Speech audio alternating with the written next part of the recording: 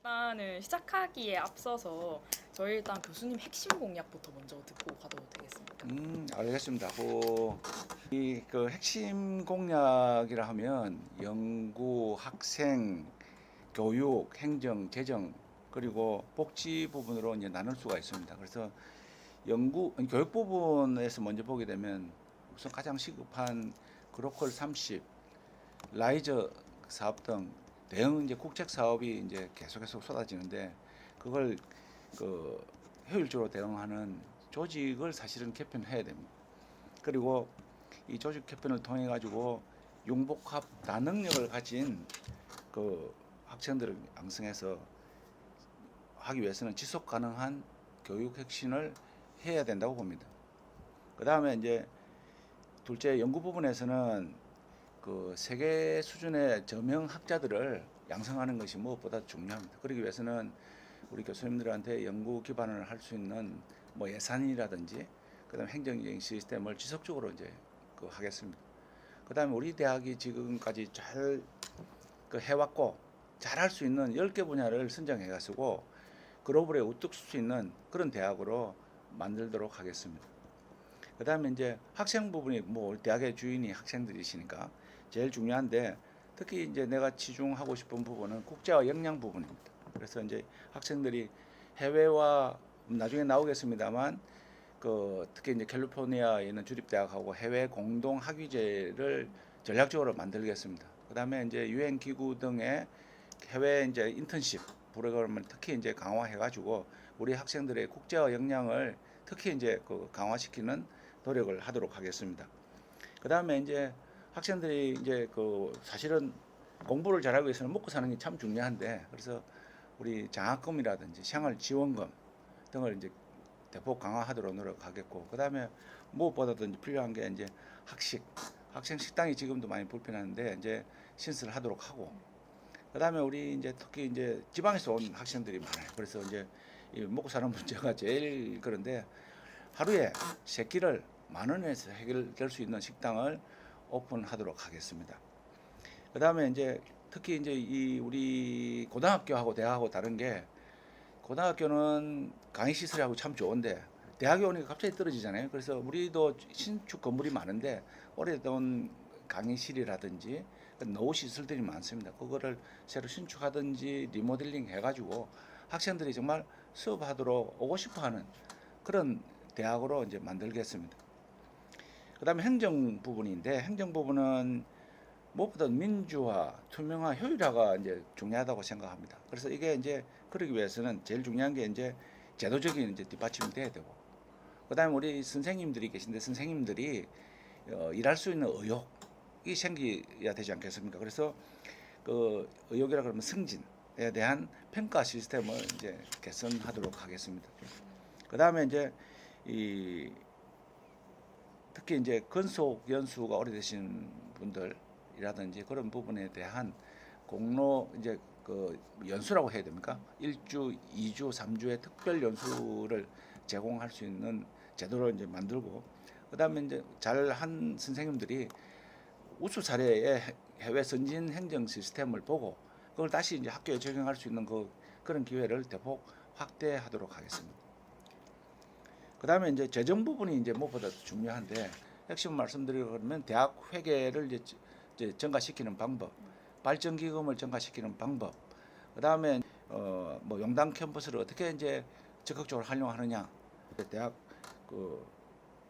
재정을 이제 확대하는 전략을 수행하도록 하겠습니다. 그다음에 마지막으로 이제 복지 시설이 될 텐데 대연이 보면 과밀화가 되어 있고 출퇴근 시간이 굉장히 붐빕니다. 그래서 가능하다면 대학의 제3 출입로를 확보하도록 하겠습니다. 그다음에 이제 교내 체육 시설들이 뭐 있기는 있습니다만 실제 이제 샤워 시설이라든지 다양하게 이제 그런 부분들이 이제 부족한 부분이 많이 있습니다. 그래서 유닛 건물이라는 게 있는데 그래서 뭐 굉장히 많은 돈을 들여가 짓는 게 아니고 그런 이제 샤워 시설을 곳곳에 이제 둘 수 있는 그런 제도를 마련하도록 하겠습니다. 그다음에 뭐 뒤에 있는데 어린이집이 우리 학교에 있는데 이제 우리가 출생 시대에 이제 돌입했고 그다음에 이 귀한 미래 우리의 이제 우리의 미래죠. 그 부분들이 이제 우리 교직원의 자녀분들이 학교에 다니시는데 어린이집을 정말 자랑스러운 어린이집을 만드는 그 환경 개선이라든지 그 뭐 외국어 특화 프로그램 뭐 이런 부분에 대해서 이제 노력을 하도록 하겠습니다. 네, 또 그 관련해서 말씀해주신 부분 중에 또 음. 최근 교육부에서 가장 화두에 오르고 있는 정책이 아마 융복합 교육이지 않을까 예. 싶은데요. 우리 대학교는 또 25년 입시부터 무전공 제도를 시도를 하는데 우리 대학교가 또 종합 대학으로서 어떤 방향으로 나아가야 될지 후보님의 생각이 또 듣고 싶습니다. 결국은 대학이라는 특히 이제 종합대학이라 그러면 다양한 이제 학문 영역이 존재합니다. 그래서 뭐 단대들이 많은데 이분들이 이제 예를 들면 여기에 이제 그 동등한 입장에서 존재하는 거죠. 근데 이제 종합대학이라 하면 이 대학 간의 학문 영역이죠. 이 치열하게 이제 사고를 어딘게 올려 하는 변정법적 사고를 그 해가지고 진리를 탐구합니다. 그 결과물이 이제 탄생을 하게 되는데 그 이 결과물이 과정된 것이 인류 사회에 새로움을 이제 제공하게 되는 거죠. 근데 그 새로움이라는 것은 연구의 결과물도 있겠지만 가장 중요한 교육의 결과물인 학생들인 것입니다. 그래서 그 학생들이 이러한 변정법적 사고를 통해 가지고 실험하고 실정하고 이제 실천하는 실용적 인재가 이제 되는 것이 가장 중요하다고 생각합니다. 그래서 이 실용적 인재가 되기 위해서는 이 전공의 벽을 이제 넘어서는 융복합적 교육 과정을 반드시 이제 만들어야 되겠죠. 그래서 이를 통해서 우리가 뭘 하느냐, 사회가 아니면 시대가 요구하는 그 인재를 만들어야 되는 것이죠. 그게 이제 우리 종합대학으로서의 역할이라고 생각을 합니다. 무전공제와 관련해서 좋은 말씀 많이 해주셨는데 우리가 또 우려에 대해서 말을 안 나눠볼 수 없을 것 같습니다. 무전공제와 관련해서는 이제 1년 유예하는 제도일 뿐이다, 전공 선택을. 그리고 또 단과대학에서 그거를 뒷받침할 행정력이 보장이 되나에 대한 우려가 있는 것 같은데요. 이 부분에 대해서는 어떻게 생각하시는지 여쭤보고 싶습니다. 사실은 무전공제라는 것은 바라보는 시각에 따라서 굉장히 달라질 수가 있습니다. 무전공이라는 것은 어찌됐든 국가에서 이제 푸시를 하고 도입됐으니까 이걸 어떻게 효율적으로 효과적으로 운영하는 게 지금 현재 우리한테 던져진 화두라고 생각합니다. 현재 근데 우리가 생각을 해보면 우리 학교에서 시행하고 있는 마이크로 전공이라든지 그다음 학생 설계 전공, 그 복수 전공 제도라는 부분들이 있습니다. 그래서 단순히 이제 무전공을 해서 전공을 선택하는 것이 아니고 이 학생들이 자기가 필요하다고 생각하든지 아니면 자기가 하고 싶은 전공들이 있을 겁니다. 그걸 이제 다전공화하는 그런 과정이 필요하다고 생각합니다. 그래서 가장 중요한 것은 이 시대가 실용적이고 실천적인 이런 인재를 요구하는데 그 학생들이 거기에 맞춰가지고 여러 가지 배우고 싶은 부분들을 배워야 된다는 뜻이죠. 무전공제로 입학하는 학우들뿐만 아니라 기존의 학생들도 이런 루트를 따라가야 된다고 생각을 합니다. 물론 무전공제가 굉장히 이제 그 행정적인 그런 부분을 많이 수반을 하거든요. 그래서 이 부분은 지금 생각하는 게 뭐냐 그러면 자유융합학부라든지 아니면 진로 설계 지원센터 등의 조직을 신설해가지고 그 행정적인 뒷받침을 할 예정입니다. 그리고 우리 학교에 계신 교직원 선생님들이 정말 우수한 분들이 많이 계십니다. 그래서 그렇게 우려할 일은 아니라고 저는 확신을 합니다. 네, 지역 소멸 시대 속에서 우리 대학교 같이 지역 대학 같은 경우에는 위기를 겪고 있는 것이 현실이잖아요. 네.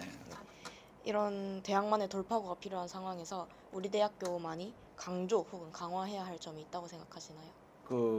가장 중요한 것은 전국의 국립대학은 굉장히 많습니다. 그래서 전국에 어디나 있는 국립대학이 아니고 부산 지역에 있는 국립대학이 되어야 된다는 게 저 생각입니다. 그게 무슨 말이냐 그러면 부산 지역하고 지역 산업하고 같이 갈 수 있는 그런 형태의 취업에 기여할 수 있는 국립대학이 돼야지만 그 존재감이 더욱더 커지리라고 생각을 합니다.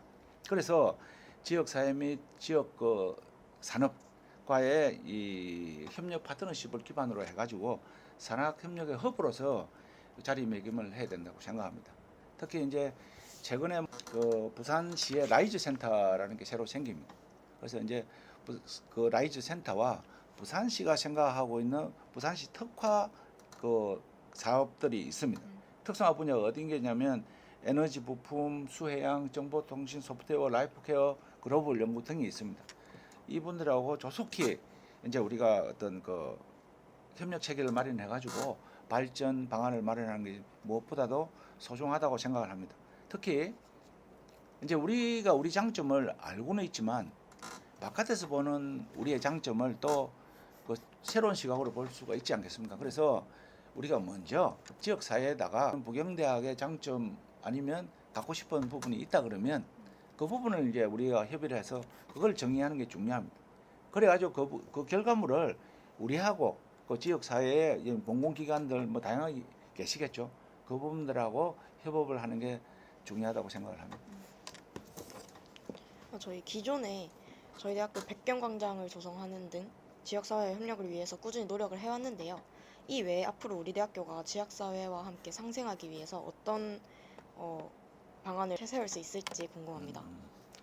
아까 하고 이제 좀 비슷한 이야기가 되는데 이제 공간적인 그 협력은 우리가 언제든지 할 수 있는 거고 특히 국립대학이기 때문에 우리 혼자 살아간다는 것은 불가능한 일입니다. 그래서 지역민들하고 같이 살아가는 게 중요하지만 그런 이제 하드웨어적인 부분이 아니라 우리가 아까 이야기했던 그런 그 지역 사회, 지역 산업하고 같이 이제 협력하는 방안이 이제 우리가 앞으로 가야 될 뭐 가져야 될 가치라고 생각을 합니다. 그래서 조금 전에 그 중복되는 것 같습니다만 지역 사회 및 산업과의 협력 방안. 그래서 아까 이제 산업협력 허브라든지 그 라이즈 센터와 그 어떤 협약을 통한 그 지역 사회와의 이제 그 공생 관계 그런 것을 정리하는 것이 우선 해야 될 일이라고 생각을 합니다. 네. 다음은 공개 토론회에서도 이야기가 많이 오갔던 내용인데요. 글로컬 대학 30 사업 관련입니다. 사실 올해 우리가 글로컬 대학 30 사업 2차 사업을 준비를 하면서 소통과 관련해서 좀 문제가 많이 있었는데요. 후보님이 생각하시기에 학내 구성원과의 소통에서 어떻게 대책을 마련할 수 있을지 후보님의 소통에 대한 철학이나 이런 것들이 좀 궁금합니다. 지난 2기 글로컬 대학 30 이 사업에서 우리 준비 과정에서 보면 우리 구성원들하고 특히 학내 구성원들하고 소통을 못한 건 참 큰 아픔입니다. 소통을 못한 결과 어떤 일이 생기냐면 단합된 그 목소리를 내지 못하니까 힘이 안 생기는 거죠.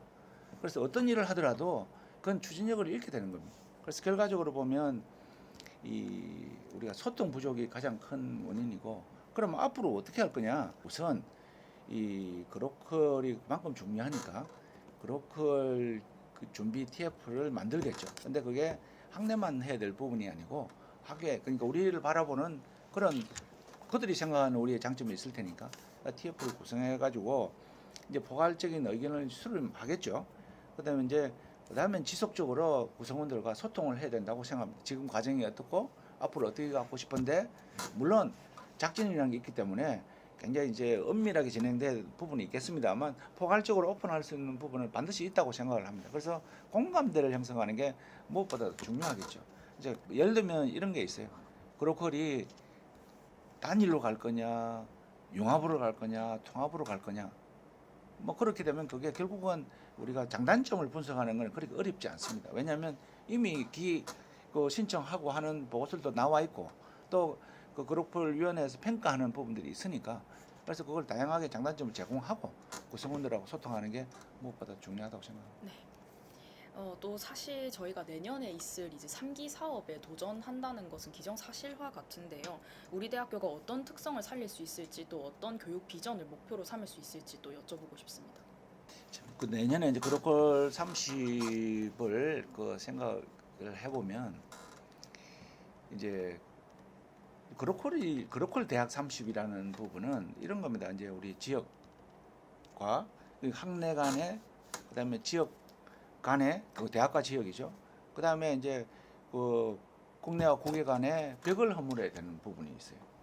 그래서 그거를 이제 지역을 살리는 형태로 이제 매개초를 하는 부분인데 결국은 이제 그렇게 30개를 선정해 가지고 이제 이 지역을 살려보자는 건데 교육부는 어떤 방침이냐 그러면 앞으로 지방대학은 지방에 있는 거점 국립대학 및 그로컬 대학을 중심으로 이제 육성하겠다라는 방침이 기본 방침이 있습니다. 그래서 우리가 그로컬에 보틀하게 된다 그러면 그만 큰 아픔으로 남겠죠. 이제 그런 부분에서 보게 되면 특히 이제 국립대학은 뭐 아시다시피 인구 소멸 뭐 이런 부분이 있기 때문에 교육부에서는 구조조정을 할 것이고 앞으로 밀려오는 파도에 대한 그거는 우리가 불가피하다고 생각을 합니다. 그래서 그렇고는 들어가야 되고 무엇보다도 그 이전에 우리가 이제 현재 그 받고 있는 국립대학 육성사업비라는 예산이 있습니다. 그게 우리가 등록금을 동결하면서부터 굉장히 이제 어려움이 있는데 이제 그 교육부에서 그만큼 이제 그 지원 방침으로 하는 돈이 있는데 그로컬이 선정이 되면 1,000억이라는 예산이 이제 거기다 들어오게 되는 거죠. 그러면 그걸 우리가 기여를 해가지고 아니면 디딤돌로 해서 부경대학이 이제 글로벌로 나갈 수 있는 큰 전환점으로 되리라고 생각을 합니다. 또 학내 구성원이 가장 관심을 가지는 부분은 사실 신청 방식에 대한 내용일 것 같은데요. 네. 교수님께서는 단독과 연합 그리고 통합 중 어떤 방법을 고려하고 계신지 또 여쭤보고 싶습니다. 실제 이제 우리가 가지고 있는 장점을 한번 생각을 해보면 우리가 기본적으로 부경대학이 가지고 있는 기본적으로 가치가 뭐냐면 용당이라는 산학 협력 캠퍼스라는 장점이 있습니다.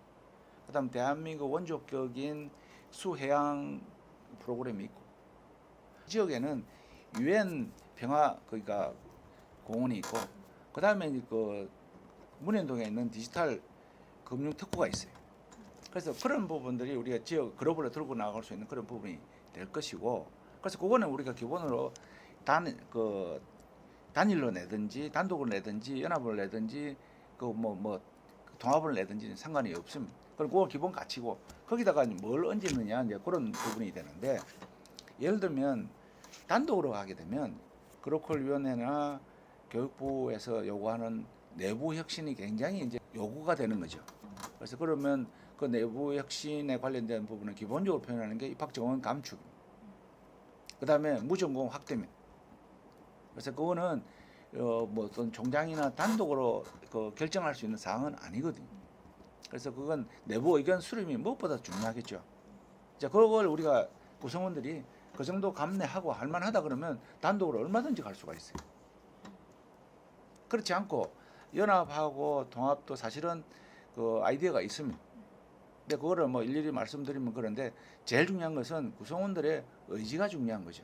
아까 말씀드렸다시피 우리 대학이 기본으로 가지고 갈 수 있는 그 부분은 최대한 우리가 이제 내세울 수가 있고 거기다가 이제 단독으로 갈 때 플러스 연합으로 갈 때 플러스 연합은 주위에 있는 사립대학하고 연합할 수 있는 방안들이 많이 있습니다. 사립대학 전체하고 통합이 아니고 그 장점을 가지고 있는 사립대학의 그 부분을 우리하고 이제 독립적인 가버넌스를 형성해서 이제 그 모델을 만들 수가 있는 거죠. 그래서 무엇보다 중요한 것은 구성원들 간의 소통입니다. 네. 저희 부경언론사는 지난 1월 장영수 당시 총장과의 간담회를 진행해서 이제 질의응답 및 이제 건의사항을 이야기하는 시간을 가졌는데요. 혹시 부경언론사와의 적극적인 소통을 위해서 간담회를 진행하실 계획이 있는지 여쭤보고 싶습니다. 당연한 질문인 것 같은데 그런 거 하려고 사실 뭐 총장이 되고 싶은 거거든요. 구성원들의 뜻을 모르고 어떤 행정을 한다는 거는 그건 있어서도 안 되고 있을 수도 없다고 생각합니다. 그래서 이 학내 구성원들 간의 소통이라는 것은 가장 기본 중에 기본의 이제 가치고 중요한 그 업무 중에 하나로 생각합니다. 그래서 요거는 뭐 주기적으로 해야 되겠죠. 그래서 그동안 뭐 최근에 보면 우리 이제 그 선거 때문에 교수님들 만나고 나서 2주 3주 만에 이슈가 변해요. 상황이 변하고. 그래서 요거는 그 만났다 해가지고 그 상황이 계속 유지되는 게 아니기 때문에 주기적인 만남이 있고 또 상황이 생기면 다시 만날 수가 있고 그 다음에 또 언론 쪽에서 궁금한 게 생각해가지고 또 합니다 그러면 만날 수가 없다 그러면 그 메신저를 줘가지고 얼마든지 소통할 수 있는 기회는 많다고 생각합니다. 네, 바로 다음으로 대학 재정 확충 방안에 대해 이야기 더 자세히 들어보면 될 것 같은데요. 네, 앞서 재정 관련 얘기 잠깐 해주셨는데 혹시 재정 확보를 위해 고려하고 있는 대책이나 뭐 학내 재정 관리에 있어서 가장 중요하게 생각하시는 점이 무엇인지 여쭤보고 싶습니다. 이 재정 문제는 가장 우리의 어떤 전체적인 프로그램을 유지하는데 가장 중요합니다. 근데 이제 우리 학생 여러분들도 아시다시피 우리가 등록금을 13년 전에 동결을 하고 지금도 올리기도 불가능한 그런 상황이기 때문에 그럼 우리가 할 수 있는 일은 뭐냐? 결국 대학은 국비가 있고 대학 회계가 있고 간접비가 있고 발전기금 등이 있습니다. 근데 이제 대학 회계가 여러분들이 이제 하시는 모든 프로그램, 뭐 축제도 포함이고 그 운영할 수 있는 그 기본이 되는데 그럼 대학 회계를 확충하는 게 무엇보다도 중요합니다. 그래서 일단 대학 회계 확충을 보게 되면 우리가 정원 등록금을 올리지 않으니까 정원 내는 이미 이제 고정이 돼 버린 거예요. 그래서 중요한 것은 정원 외 수입을 확대하는 것이 무엇보다 중요합니다. 하나는 정원외 수입이라고 그러면 하나는 예를 들면 이런 거죠. 유학생을 이제 확대하는 겁니다. 근데 이제 유학생이 숫자만 생각할 게 아니라 양질의 유학생이 와야 되는 거거든요. 그래서 유학생을 오더라도 유학생들이 적응할 수 있도록 프로그램을 제공하는 건 기본이고. 그래서 이제 지금 생각하는 게 현재 1,680명이 이제 유학생이 와 있는데 적어도 한 3,000명 수준까지 이제 할 수 있고. 당연히 유학생은 여러분들의 글로벌 마인드를 키우는 데 도움이 되는 유학생들이 와야 됩니다. 그런 부분에 이제 생각이 있습니다. 그 다음에 또 뭐가 있냐면 역발상으로 우리 교육 프로그램이 굉장히 우수합니다. 그래서 글로벌 캠퍼스를 이제 오픈할 생각이 있습니다. 그래서 이제 주로 이제 동남아가 될 텐데 거기서 이제 우리 교육 프로그램을 이제 그 제공해서 거기 수입의 뭐 적어도 한 20-30%를 우리 대학 회계 재정으로 넣을 수가 있습니다. 그런 부분이 이제 중요하고 그다음에 이제 대형 국책 사업 아까 이제 그로컬이나 라이즈 사업 등의 걸 적극적으로 이제 유치해 가지고 재정 확충을 할 수 있는 방법도 있을 거고 그다음에 이제 대학 회계 중에 이제 우리 수입 대체 경비라는 게 있습니다. 그래서 수입 대체 경비를 하면 어떤 부분이 있냐 그러면 첫째가 우리 기업들이 들어와 있으면 임대료를 냅니다. 수억 원의 수입이 발생하고 있습니다. 이제 그런 부분을 용당을 활용해 가지고 그 수입 대체 경비를 적극적으로 늘릴 수 있는 방법이 있고 그다음에 우리가 이제 요즘 이야기하는 평생교육원 같은 부분이 있는데 그 재직자 그다음에 이제 평생학습자 등의 이제 프로그램을 확충해 가지고 그 수입을 대폭적으로 이제 늘릴 수도 있습니다. 그다음에 우리 학교에는 보면 체육시설이 있습니다. 연수원도 있고 물론 체육시설은 우리 학생들의 교육을 위한 이제 부분입니다. 그래서 교육 시간을 제외하고 그러니까 아침 시간이 될 거고 저녁 시간이 될 거고 주말이 되겠죠. 을 주위에 오픈을 하게 되면 상당한 수익을 창출할 수 있으리라고 예상이 됩니다. 그다음에 또 이제 하나가 뭐냐면 무엇보다 중요한 발전기금이 되겠죠. 좀 보다 적극적으로 활용을 해서 뭐 저희 개인 인맥도 되겠습니다만 우리 뭐 동문들이라든지 그 졸업생들 해가지고 발전기금 기존보다 몇 배로 늘려야지만 우리가 그래도 여러 가지 다양한 프로그램을 할 수가 있습니다. 그 다음에 또 하나가 우리가 가지고 있는 유휴 토지라는 게 있습니다. 그걸 우리가 이제 수익형 사업이라고 그러는데 이제 BTL 방식을 통해 가지고 이제 그쪽에서 출자를 하고 우리가 이제 활용을 하고 그 부분들은 자기들이 어느 정도 건축비를 이제 빼내갈 수 있는 사업을 통해 가지고 전제 조건은 우리가 필요한 땅이 아니고 유휴지를 제공함으로써 수익 사업을 극대화할 수 있으라고 생각을 합니다. 이제 유학생 확대를 얘기를 해주셨는데 이제 현재 우리 대학교는 정부가 인정한 유학생 관리 우수 대학입니다. 그때까지 진행됐던 교환 학생 프로그램 외에 혹시 다른 종류의 이제 교환 프로그램을 도입할 생각이 있으시다면 그 내용을 듣고 싶습니다. 네, 나는 사실은 뭐 되기 전부터 관심이 많아가지고 노력을 하고 있었고 지금 많은 이야기가 진척이 되고 있습니다. 그래서 그게 이제 현재 어디냐면 캘리포니아를 보시면 캘리포니아 UC가 있고 CSU가 있습니다. 그러니까 캘리포니아 스테이트 유니버시티라고 23개의 대학이 있습니다. 근데 그 수준도 굉장히 높고 그래서 그 대학들하고 지금 많은 대화를 하고 있고 그 중에 보게 되면 한국 친화적인 플루톤이라는 대학이 있습니다.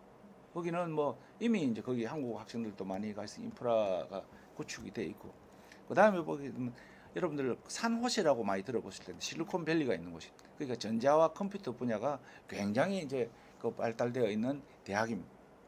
그 다음에 이제 인문학이 굉장히 유명한 샌디에고 대학이 있고 그 다음에 이제 이 몬트레이라는 곳에 있는 대학은 해양, 수산 쪽이 굉장히 발전되어 있습니다. 그래서 그다음에 이제 캘리포니아 폴리테크닉이라는 공학이 굉장히 이제 특화되어 있는 대학들이 있습니다. 그런 대학들하고 각자 그 협약을 하게 되면 원하는 것은 2+2나 3+1의 공동 학위 과정을 개설하는 것입니다. 물론 우리가 단기, 장기 우리 학생들이 연수 가는 거는 그건 기본이고, 그래서 거기가 제가 잘할 수 있는 부분이라고 생각을 합니다.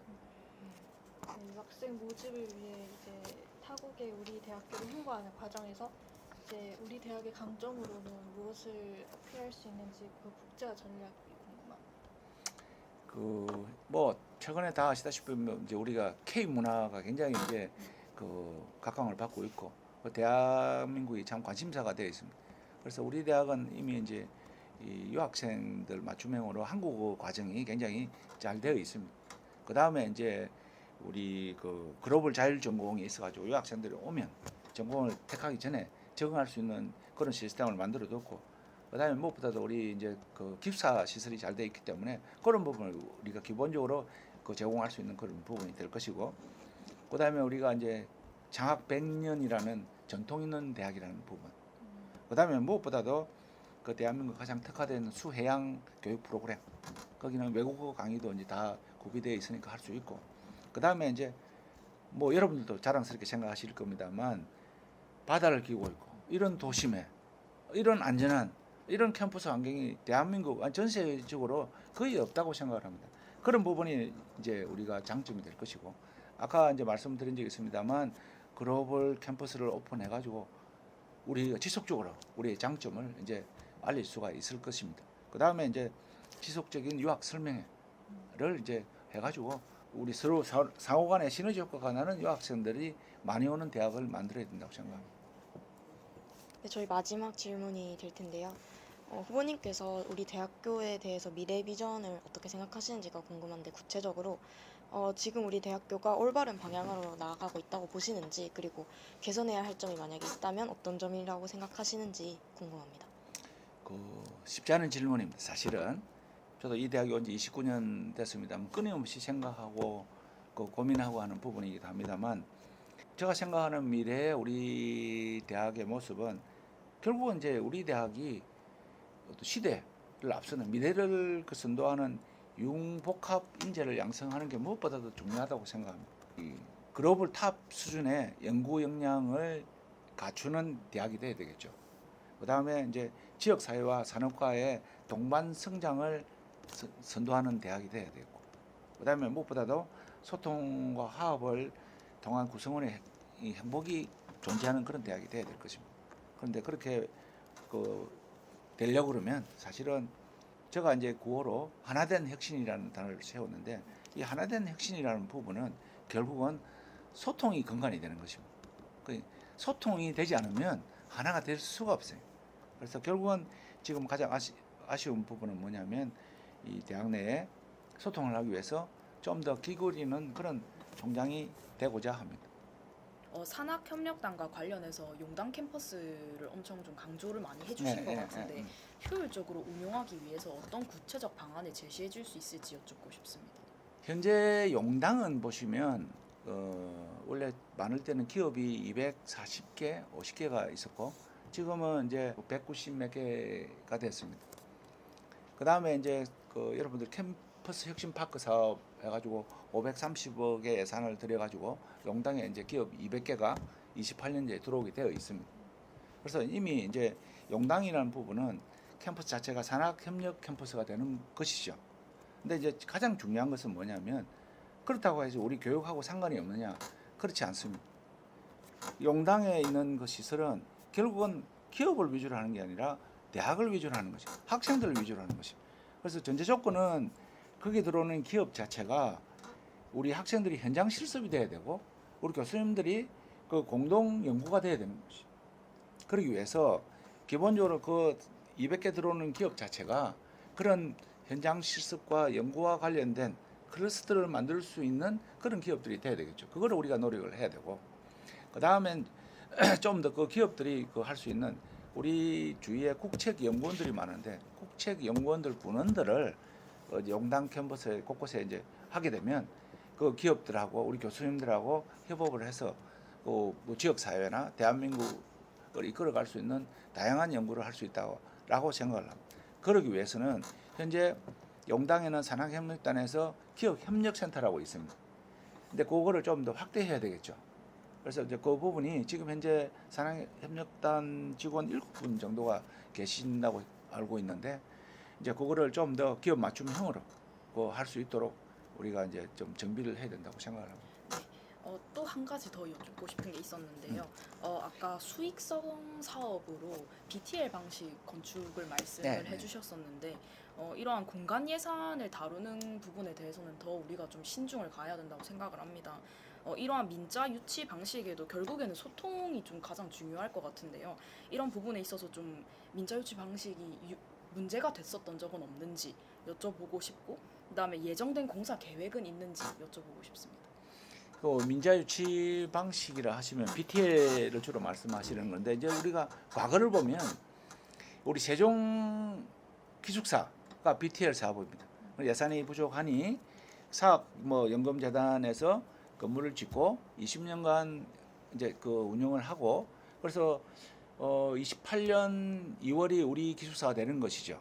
이제 그동안 이제 그분들은 다양한 방식으로 해가지고 이제 학교에다가 건물을 운영을 하고 이제 나가는 건데 그러면 이제 28년 2월부터 우리가 이제 그 기숙사를 우리가 직접 운영을 할 수 있고 그럼 학생들한테는 좀 더 저렴하고 양질의 이제 식사를 제공할 수 있는 그런 기회가 될 수 있으리라고 생각을 합니다. 그래서 BTL이 다양한 시각이 있을 수는 있는데 우리한테 예산 부족으로 인해서 굉장히 이제 우리 시설을 확보할 수 있는 좋은 기회가 된다. 그렇게 말씀을 드리고 물론 소통이 중요합니다.